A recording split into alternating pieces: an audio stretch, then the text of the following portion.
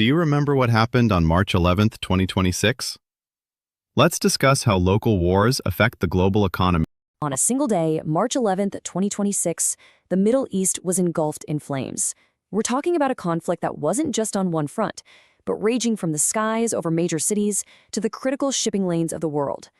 In this breakdown, we're going to deconstruct that one incredibly chaotic day to see how a regional war sends shockwaves across the entire globe. Let's get right into it. So, here's how we're going to unpack this. First, we'll look at the actual fighting, what was happening on the ground, at sea, and in the air.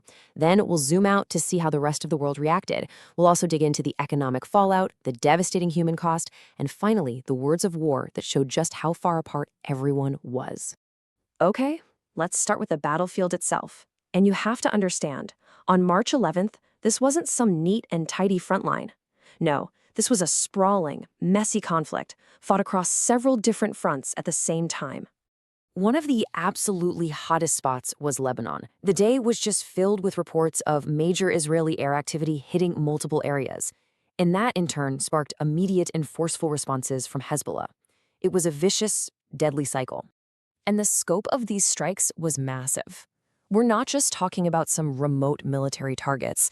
They were hitting the capital, Beirut. Attacks were reported in the Baalbek district, the Tyre region, and in towns like Tanin al-Tahta and Sha'ath. Of course, this didn't go unanswered.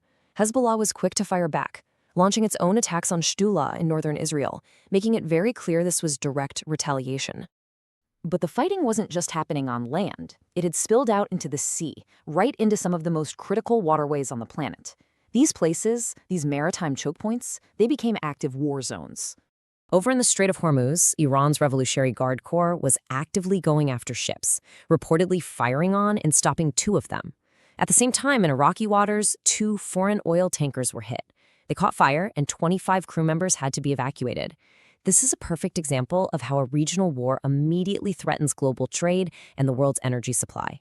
And then there was the air. The war expanded dramatically through the air. Several of the Gulf nations suddenly found themselves under a massive, coordinated aerial assault coming from Iran. Just look at this table. It really gives you a sense of the sheer scale of this attack.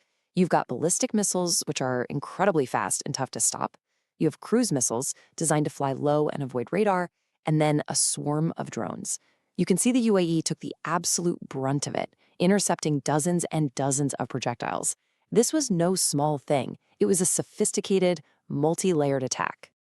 So, with the conflict blowing up on all these different fronts, you can bet the world was paying attention. The big question became, what is the international community going to do?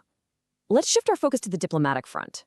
And what we saw was a flurry of diplomatic action. The UN Security Council managed to pass a resolution demanding Iran stop its attacks.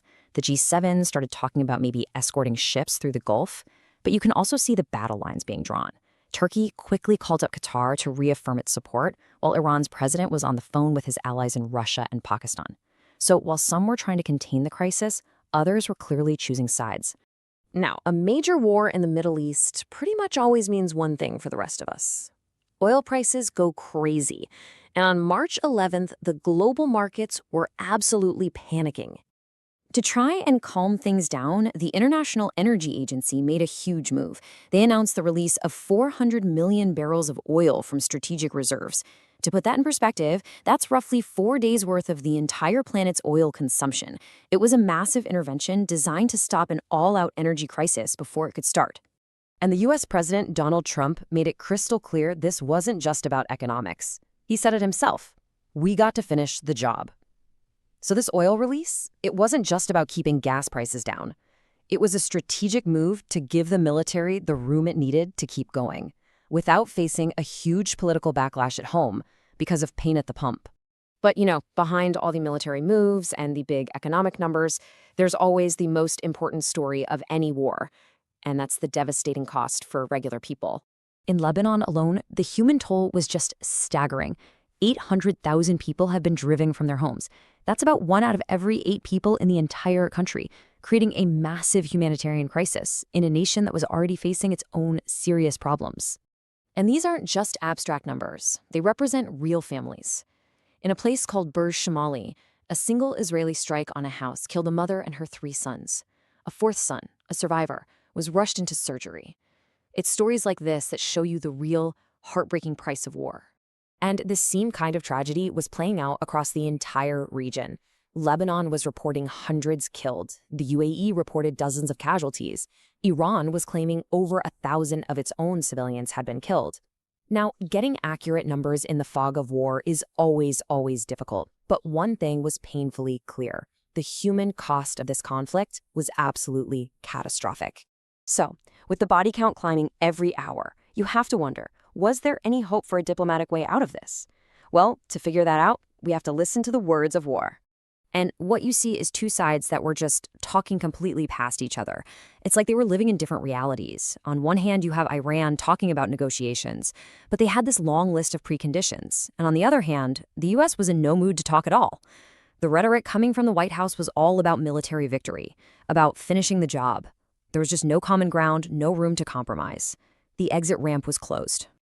And so, that's how March 11, 2026 came to a close. A day of warfare on multiple fronts, frantic global diplomacy, massive economic intervention, and just immense human suffering. And with the two main sides so far apart and the violence only getting worse, it leaves us all with one chilling question. What on earth will the next 24 hours bring?